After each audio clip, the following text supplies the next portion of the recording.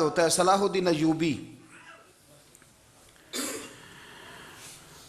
ایک بزرگ سے ملاقات ہو گئی، بیت المقدس پر قبضہ تھا عیسائیوں کا، تو صلاح الدین بڑے پریشان تھے۔ بابا جی کہنے لگے پتر کیا ہوا؟ کہنے لگے حضور پتہ چلا ہے دشمن کے 2 بحری بیڑے اسلحہ لے کے آ رہے ہیں۔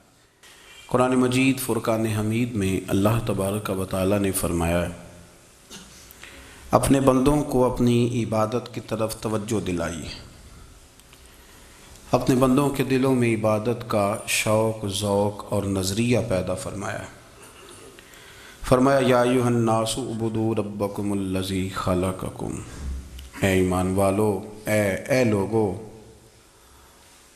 اپنے اس رب کی عبادت کرو جس نے تمہیں پیدا کیا ہے، والذین من قبلکم، اور ان لوگوں کو بھی پیدا کیا ہے جو تم سے پہلے تھے۔ تمہیں عبادت کا نفع یہ ملے گا لعلکم تتقون، کہ تم پرہیزگار ہو جاؤ گے۔ عبادت اس لیے کرو کہ اللہ نے تمہیں پیدا کیا ہے، اور اس لیے کہ تم سے پہلے لوگوں کو بھی اللہ نے پیدا کیا ہے۔ اور پھر ارشاد فرمایا کہ الذی جعل لکم الارض فراشا، وہی رب ہے جس نے تمہارے لیے زمین کو فرش بنایا ہے، والسماء بناء، اور آسمان کو چھت بنایا ہے، وانزل من السماء ماء فاخرج به من الثمرات رزقا لکم، زمین کو فرش بنایا، آسمان کو چھت بنایا، پھر آسمان سے پانی برسایا جس کے ذریعے پھل نکالے، اور وہ بھی کسی اور کے لیے نہیں، رزقا لکم، تمہارے رزق کے لیے، وہ بھی تمہارے رزق کے لیے۔ یہ ساری نعمتیں تمہیں دی ہیں، اب فلا تجعلوا للہ اندادا،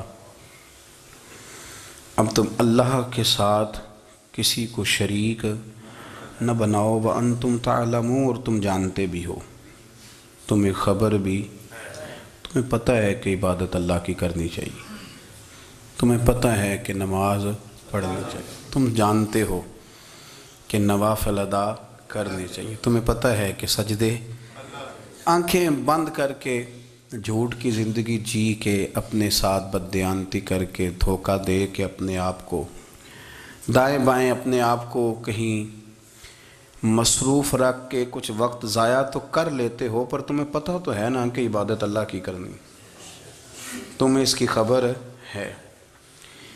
فرمایا اس رب کی، دیکھیں نا، انسان پر اگر کوئی شخص نیکی کر دیتا ہے، احسان کر دیتا ہے، تو انسان اس کے سامنے پھر گردن نہیں اٹھا سکتا، یار یہ میرے مشکل وقت کا دوست ہے، اس نے میرے ساتھ نیکی کی ہے، کبھی بھی گردن نہیں اٹھائے گا، جھکا کے رکھے گا۔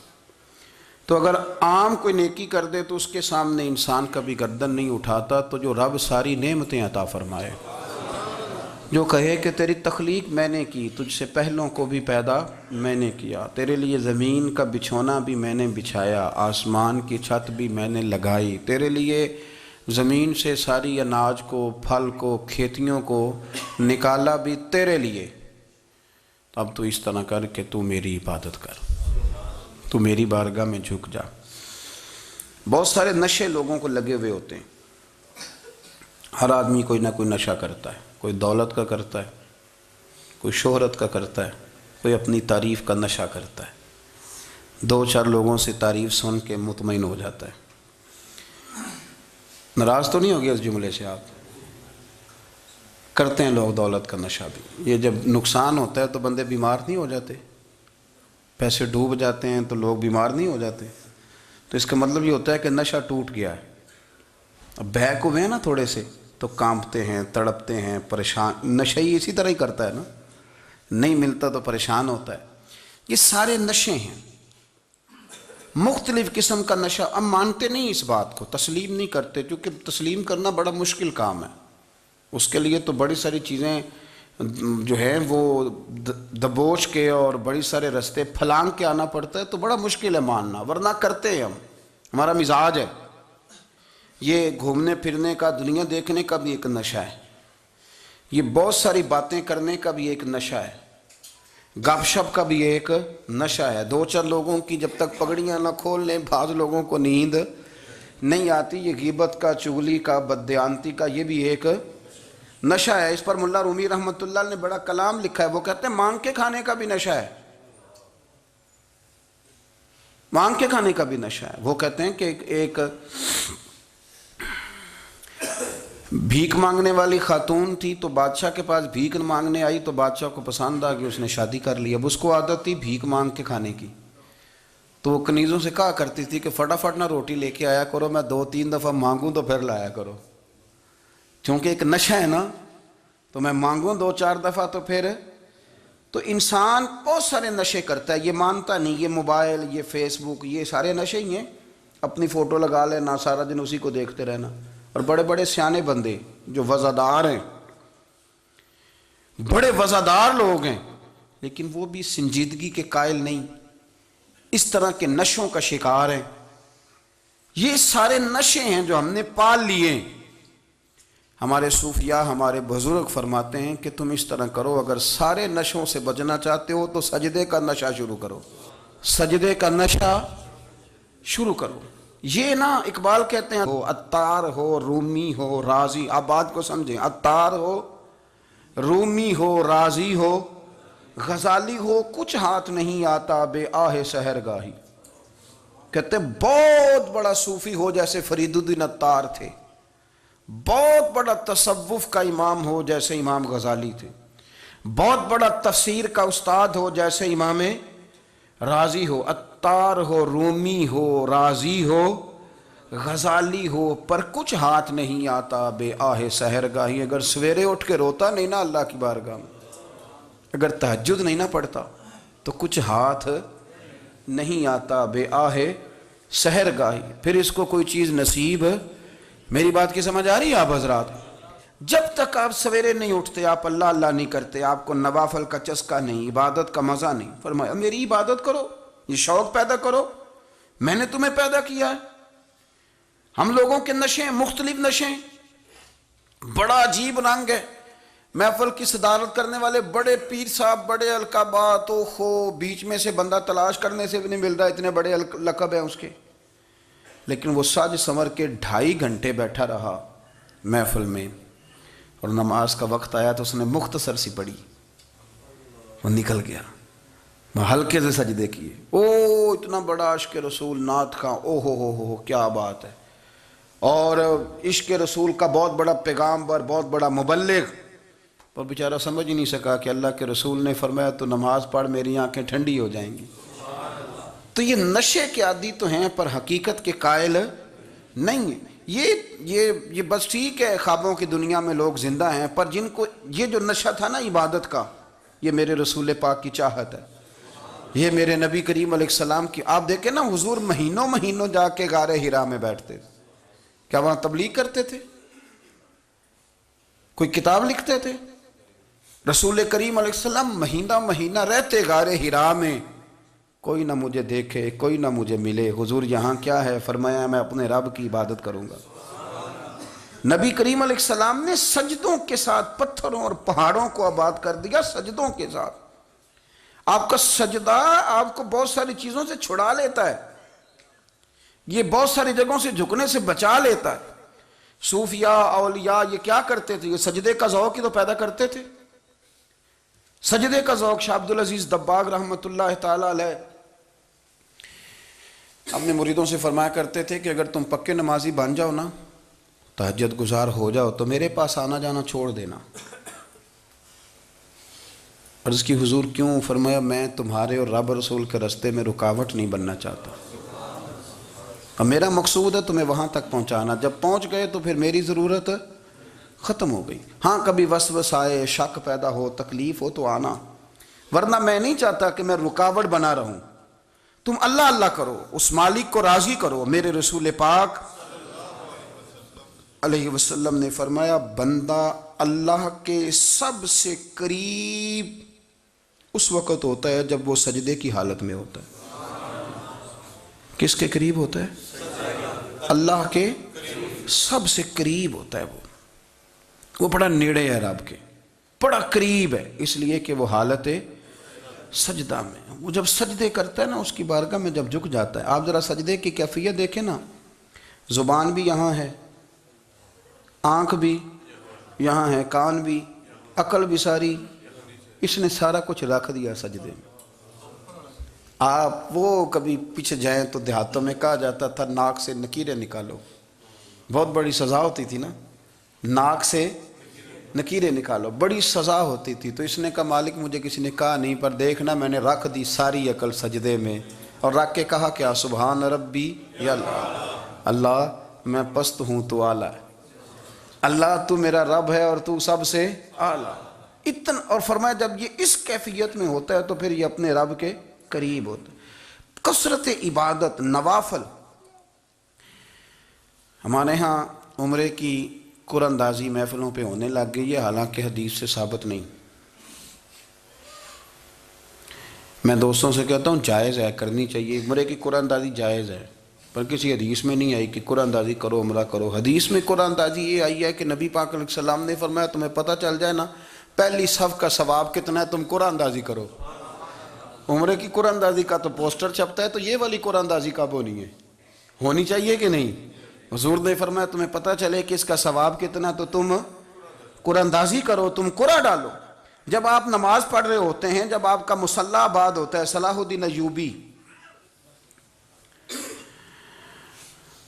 ایک بزرگ سے ملاقات ہو گئی، بیت المقدس پر قبضہ تھا عیسائیوں کا، تو صلاح الدین بڑے پریشان تھے۔ بابا جی کہنے لگے پتر کیا ہوا؟ کہنے لگے حضور پتہ چلا ہے دشمن کے 2 بحری بیڑے اسلحہ لے کے آ رہے ہیں، مسلمان پہلے ہی کمزور ہیں، اور اب اگر 2 بحری بیڑے اور آ گئے تو حضور مسئلہ بن جائے گا۔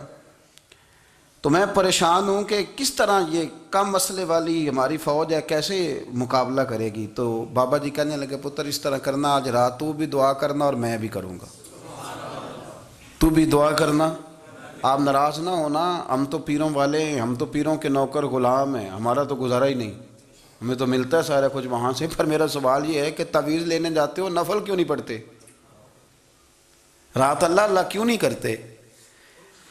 یہ بھی تو ہمارے بزرگوں کا ہی طریقہ ہے، انہوں نے تو ہمیں سکھایا ہے۔ صلاح الدین ایوبی سے بزرگوں نے کہا کہ رات آج نا اللہ اللہ کرنا، تو میں تیرے لیے دعا کروں گا، تو بھی دعا کرنا۔ تو بندہ جب دکھی ہوتا ہے تو سجدہ کرتا ہے، تو پھر ہی تو مصلی بھیگ جاتا ہے، پھر ہی تو مزہ آتا ہے۔ سکھی بندہ تو کعبے جا کے نہیں روتا، دکھی تھے، تکلیف تھی، تو سر رکھا سجدے میں تو تڑپ گئے۔ اور وہ بابا جی کہتے ہیں میں مسجد آیا تو صلاح الدین چیخیں مار کے رو رہا تھا اور کہہ رہا تھا مالک میں کوئی اپنی شان کے لیے تو نہیں نہ لڑ رہا، اللہ کو میں کوئی قبضوں کے لیے تو نہیں لڑ رہا، مالک تیرے لیے لڑ رہا ہوں، مجھے بے آبرو نہ کرنا، میری مدد فرمانا۔ کہتے ہیں میں آیا تھا کہ مسجد میں دعا کروں گا، پر صلاح الدین ایوبی کو روتے دیکھا تو میں لوٹ گیا۔ تو سویرے صلاح الدین ملے تو بڑے خوش تھے۔ میں نے کہا پتر کیا ہوا؟ کہنے لگے حضور وہ بحری بیڑے 2 آ رہے تھے نا اسلحہ لے کے، دونوں ڈوب گئے پانی میں ڈوب گئے۔ تو بابا جی کہنے لگے صلاح الدین وہ پانی میں نہیں ڈوبے، وہ تیرے آنسوؤں میں ڈوب گئے، وہ غرق ہو گئے، وہ جو تو نے مصلی بات کیا تو وہ تیرے آنسوؤں میں ڈوب گئے، وہ غرق ہو گئے، وہ تباہ، اتنے قیمتی تھے تیرے آنسو کے بہا لے گئے دشمن کے بحری بیڑوں کو۔ میرے بھائی ٹھیک ہو گیا جی، میرے عزیز سمجھ لیں اس بات کو ہمیشہ کے لیے، اور اس پر غور کر لیں اچھے طریقے سے کہ میرے رسول کریم سید عالم صلی اللہ علیہ وسلم نے نا ہماری توجہ دلائی، حضور نے ہمیں بتلایا، ہمارا ذوق بڑھایا عبادت کی طرف۔ ایک صحابی تھے حضرت ابو فاطمہ رضی اللہ تعالیٰ عنہ، یہ ترمذی شریف کی حدیث ہے۔ نبی پاک علیہ السلام نے فرمایا ابو فاطمہ قیامت کے دن مجھ سے جلدی ملنا چاہتے ہو کہ دیر کے ساتھ؟ تو کہنے لگے حضور کون ہوگا جو دیر سے ملنا چاہے گا، ہم نے تو جان دے دی وعدہ دیدار پر۔ اعلیٰ حضرت فرماتے ہیں جان دے دی وعدہ اور نقد اپنا دام ہو ہی جائے گا۔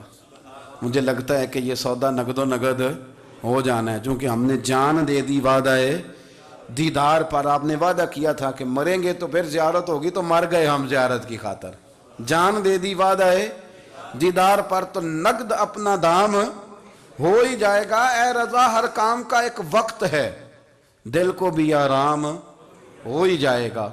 تو حضرت ابو فاطمہ رضی اللہ تعالیٰ عنہ سے نبی پاک صلی اللہ علیہ وسلم نے فرمایا جلدی ملنا چاہتے ہو کہ دیر سے؟ عرض کی حضور فٹافٹ ملنا ہے میں نے۔ قیامت کے دن آپ سے جلدی ملنا ہے، تو نبی پاک علیہ السلام نے فرمایا پھر اس طرح کرنا، دنیا میں رہ کے سجدے زیادہ کرنا، پھر سجدے زیادہ کرنا، قیامت میں ملاقات جلدی ہو جائے گی، قرب ملے گا تمہیں۔ اپنے بچوں کے اندر دیکھیں نا، ہم شوق پیدا کرتے ہیں، ہمیں صحیح لفظ نہیں بولنے آتے پر ہم بچوں میں شوق پیدا کرتے ہیں کہ پتر ڈاکٹر بن جائے گا تو بڑا نفع کرے گا، تو لوگوں کی خدمت کرے گا، ملک و ملت کی خدمت کرے گا، تیرے ابا کا نام روشن ہوگا، تیرے دادا کی تعریفیں ہوں گی۔ ہم یہ ذوق پیدا کرتے ہیں، ہم اپنے نوجوانوں کے اندر یہ فکر پیدا کرتے ہیں، انہیں ہم سمجھاتے ہیں کہ میاں جب تم پڑھو گے، محنت کرو گے تو فلاں آدمی کی طرح تمہارا نام ہوگا۔ یہ جتنا ذوق ہم بچوں کے اندر ان چیزوں کا پیدا کرتے، ہمیں حکم ہے کسی طرح ہم ذوق پیدا کریں کہ پتر نماز پڑھے گا تو اللہ راضی ہو جائے گا، تو سجدہ کرے گا۔ دیکھیں نا میرے رسول کریم علیہ السلام نے فرمایا 7 سال کے بچے کو مسجد لے کے جاؤ، یعنی اسے شوق دلاؤ، اس کے اندر یہ خاصیت پیدا کرو کہ اس کا دل کرے مسجد میں جانے کا، اس کے اندر یہ خصوصیات لاؤ کہ وہ ہمارے ہاں نا ہر چیز کو پرموٹ کیا جا رہا ہے، ہر چیز کو، یعنی سر سنگیت سکھانے کے لیے اکیڈمیاں بن گئی ہیں، ہر شے پرموٹ ہو رہی ہے، عبادت کا جذبہ کم ہوتا جا رہا ہے، اللہ کا ذوق ہمارے اندر نہیں رہا۔ اور اتنا مشکل ہم نے اپنے لیے بنا لیا ہے کہ وہ بندہ جو بڑی زبردست مذہبی گفتگو کر رہا تھا اور تگڑی بات کر رہا تھا، کیا بات ہے، لیکن نماز کے بارے میں کمزوری دکھا جاتا ہے، نوافل کے بارے میں وہ چپکے سے نکل جاتا ہے۔ امام احمد بن حنبل رحمۃ اللہ تعالی علیہ، مسند امام احمد بن حنبل 14 جلدوں میں ہے مارکیٹ میں، اور مجھے تو خیر پسند ہی بڑی ہے، میں نے تو کئی دفعہ پڑھی ہے، اور کیا بات ہے امام احمد بن حنبل کی، کیسے تگڑے قسم کے محدث تھے اور اللہ نے کتنا انہیں اعزاز عطا فرمایا ہوا تھا۔ یہ کوڑے بھی کھاتے تھے دین کی خاطر، سارا کرتا لہو سے بھر بھی جایا کرتا تھا، بڑا اعزاز والا شخص تھے، بڑے اعزاز والے، حدیثیں جمع کرنا، حدیثیں لکھنا، حدیث پڑھانا، سارا دن رہتے تھے، کہہ سکتے تھے کہ میں کر تو رہا ہوں کام، اور حدیث بھی موجود ہے کہ عالم عابد سے افضل ہوتا ہے، پر اس کے باوجود امام احمد بن حنبل رحمۃ اللہ علیہ 300 نفل فرض نمازوں کے علاوہ پڑھا کرتے تھے، 300 نوافل روز پڑھا کرتے تھے۔ ان کے بیٹے نے کہا ابا جی مکان خریدنا ہے تو کوئی جگہ کہاں کر کے لوں، بہت ساری آبادیاں، تو فرمایا پتر وہاں لینا جہاں مسجد قریب ہو۔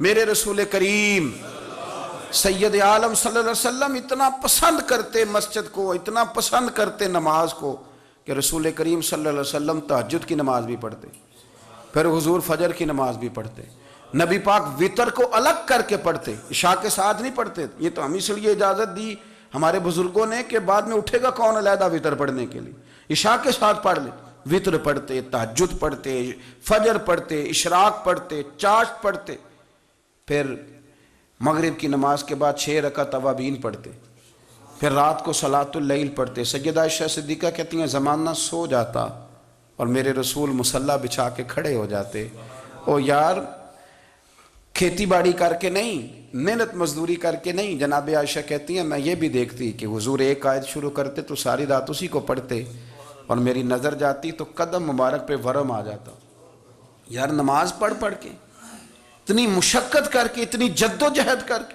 ورم آ گیا، یا رسول اللہ اتنی محنت کیوں کرتے ہو؟ فرمایا افلا اکون عبدا شکورا، کیا میں اپنے رب کا شکر گزار بندہ نہ بنوں؟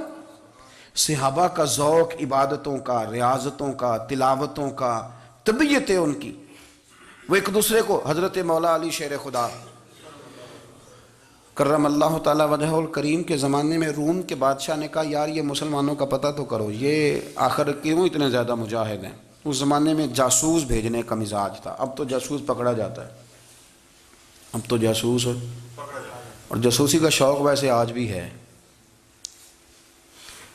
عرض کروں تھوڑی سی بات اس عنوان سے، پتہ کیا ہمارا مسئلہ ہے؟ ہم جہاں جاتے ہیں نا وہاں تھوڑی خوشبو سونگھنے کی کوشش کرتے ہیں، وہ کیا ہے تو یہ کیا ہے تو ادھر کیا ہے تو تھوڑا سا ادھر کیا ہے۔ میرے رسول پاک پڑھیے درود شریف، سارے پڑھیے ذرا زور سے، صلی اللہ تعالی۔ نبی پاک علیہ السلام نے فرمایا جاسوسی نہ کرنا ورنہ تم بندوں کو خراب کر دو گے، اور فرمایا اس طرح نہ ہو کہ تم کسی کے اب کھول نہ نکلو تو تمہارے پہلے کھول جائیں۔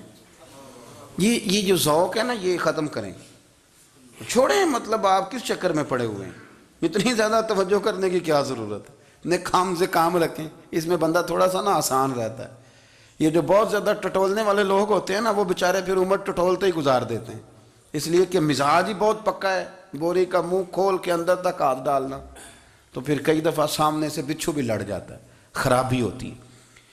تو جاسوسی کی جاتی تھی، اس نے بھی جاسوس بھیجے، کیونکہ قبیلوں کے لوگ تھے، کچھ مسلم کچھ کافر، پہچانے نہیں جاتے تھے لوگ، تو کچھ لوگ اس نے بھیجے، انہوں نے آ کے نا تحقیق کی،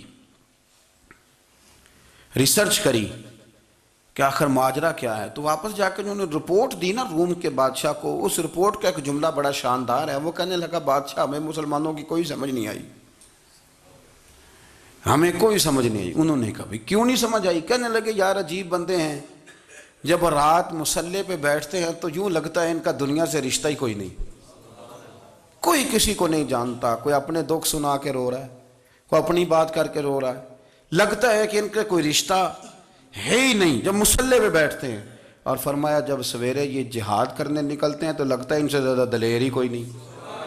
حالانکہ جو مسلوں پہ رونے دھونے کے لوگ ہوتے ہیں وہ کئی دفعہ جہاد میں کام نہیں کرتے، لیکن عجیب لوگ ہیں کہ رات کے راہب ہیں، دن کے مجاہد ہیں، کوئی سمجھ نہیں آتی۔ میرے عزیز، ان لوگوں نے مصلح آباد کر کے رکھا، تلاوتیں ان کا ذوق رہی، منظر روز پڑھنا، اسباق پڑھنا، وظائف پڑھنا، یہ ان کا ذوق رہا۔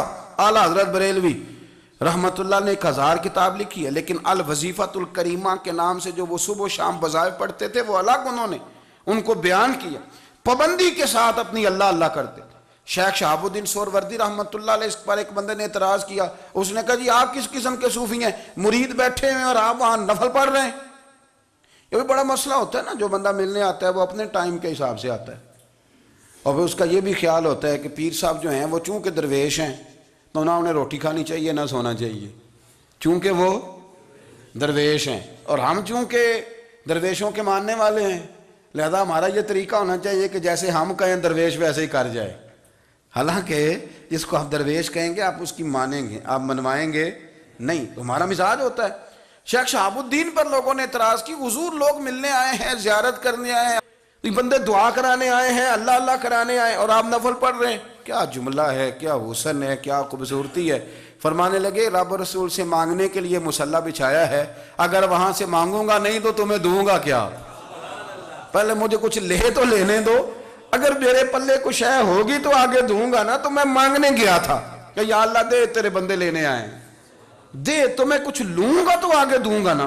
لیکن ہمارا یہ سٹیٹس، یہ مزاج، یہ شعور نہیں ہے۔ گپیں، کہانیاں، داستانیں، گفتگو، خطابت، واز، کیا بات، لیکن اگر کچھ کرنے کا کام ہو تو وہ نہیں ہم سے ہوتا۔ میرے نبی کریم علیہ السلام نے مصلی سے دل لگانے کا درس دیا، حضور نے توجہ دلائی، صحابہ اس ذوق کے حامل لوگ تھے، وہ کوشش کرتے تھے۔ جناب صدیق اکبر رضی اللہ تعالیٰ عنہ کا عبادت کا مزاج ہمیشہ قائم رہا۔ حضرت عمر فاروق ساری رات اللہ کے حضور کھڑے رہے۔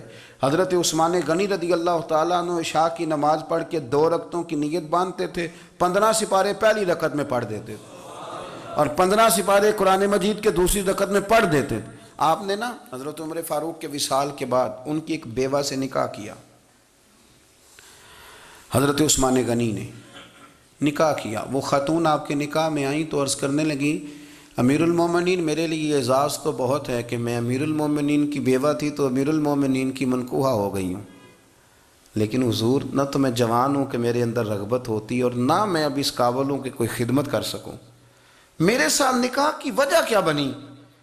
تو عثمان غنی رو پڑے، فرمانے لگے میں نے عمر فاروق کو مسجد میں اپنے رب سے ڈرتے ہوئے دیکھا ہے، میں نے اسے روتے ہوئے دیکھا ہے، عدل کرتے دیکھا ہے، انصاف کرتے دیکھا ہے، امت کی خیر خواہی کرتے دیکھا۔ تمہارے ساتھ نکاح اس لیے کیا ہے کہ تم مجھے یہ بتاؤ کہ عمر فاروق گھر کے اندر اپنے رب کو کیسے راضی کرتے تھے، گھر کے اندر کیسے راضی کرتے تھے، وہ طریقے بتلاؤ، تم بتاتی جانا اور میں بھی اسی طرح گھر میں عبادت کروں۔ میرے رسول کریم علیہ السلام نے ارشاد فرمایا، حضور فرمانے لگے جس گھر میں اللہ کا ذکر ہوتا ہے وہ گھر زندوں کا ہے، اور جس گھر میں رب کریم کا ذکر نہیں ہوتا وہ گھر زندوں کا نہیں ہے۔ گھر نا ہم نا کتابوں میں پڑھتے ہیں کہ ایک بزرگ کہتے ہیں، حضرت فضیل بن ایاز کہتے ہیں کہ میں ایک گلی سے گزر رہا تھا تو گھر کے اندر کسی قاری صاحب نے قرآن کی آیت پڑھ دی، ولی من خاف مقام ربہ جنتان، میں تے میرے کانوں سے ٹکرائی تو اللہ نے میری کایا ہی پلٹ دی، میں توبہ کر گیا۔ اب گھر کے اندر سے آواز آئے تو صحیح نہ تلاوت کی، پر اندر سے آواز آتی نہیں، یا ڈیک بجنے کی آواز آتی ہے، یا ٹی وی چلنے کی آواز آتی ہے، یا دھوم مچانے کی آواز آتی ہے۔ عبادت کا وہ جو خاص شوق تھا، وہ جو حسن تھا، وہ جو توانائی تھی، وہ جو بات تھی۔ ایک جگہ پہ ہم بیٹھے تھے تو وہاں ایک صاحب آئے اور انہوں نے آتے ہی کہا کہ مہربانی کریں ذرا مجھے مصلی دے دیں، میرے نہ کچھ نفل رہ گئے۔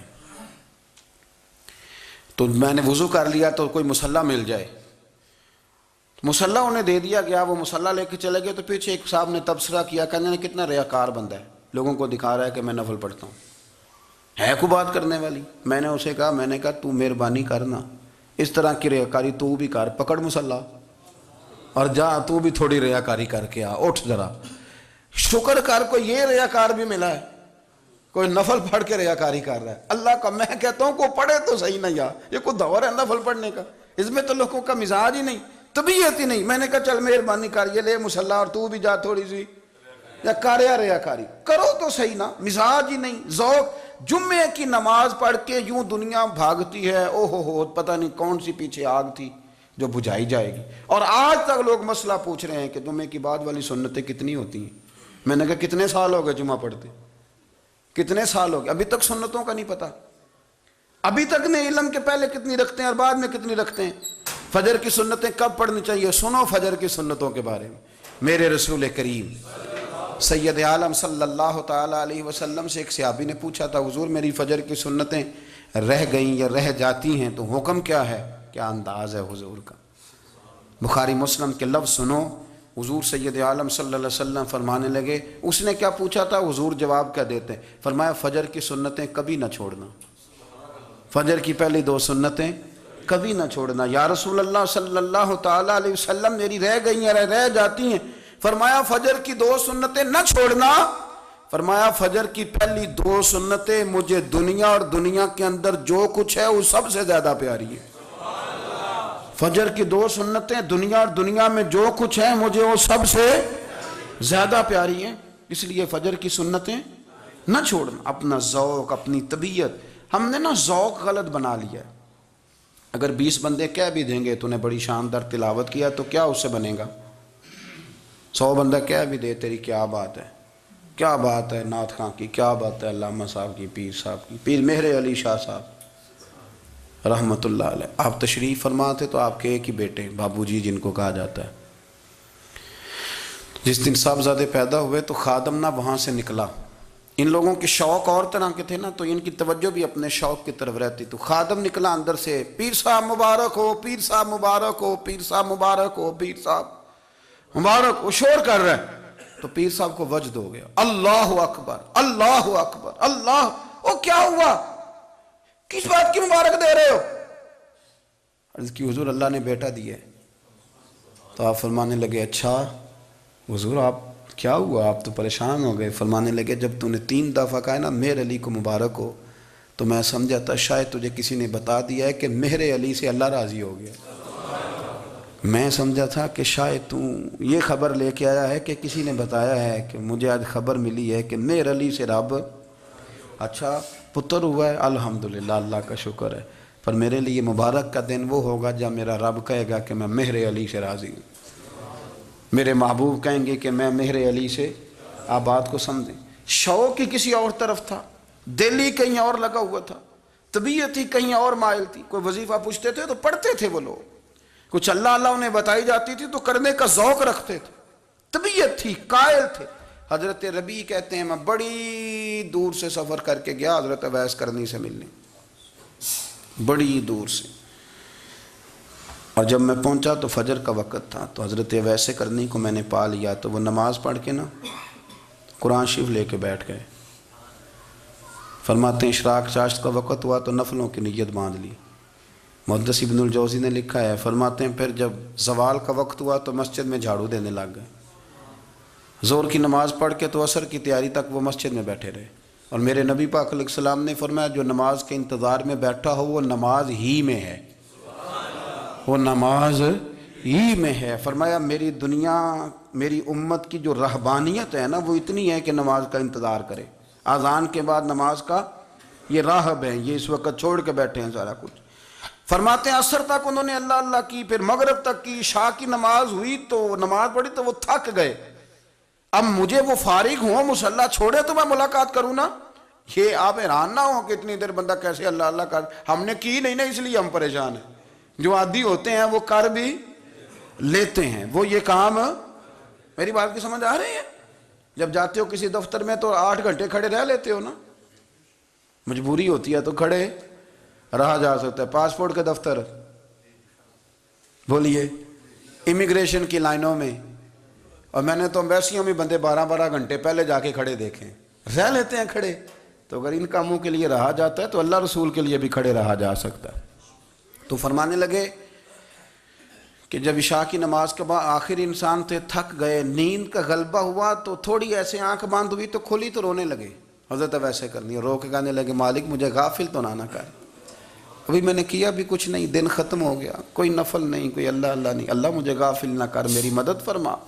فرماتے ہیں جب وہ روئے تو میرے ساتھ جو شخص تھا میں نے کہا اٹھو چلیں، کہنے لگا حضور ملا نہیں، فرمایا جو میں لینے آیا تھا وہ مجھے مل گیا ہے، جو میں ان سے سیکھنے آیا تھا وہ مجھے نصیب ہو گیا، اب اور میں نے کیا لینا، ختم ہو گئی بات، اٹھو چلیں۔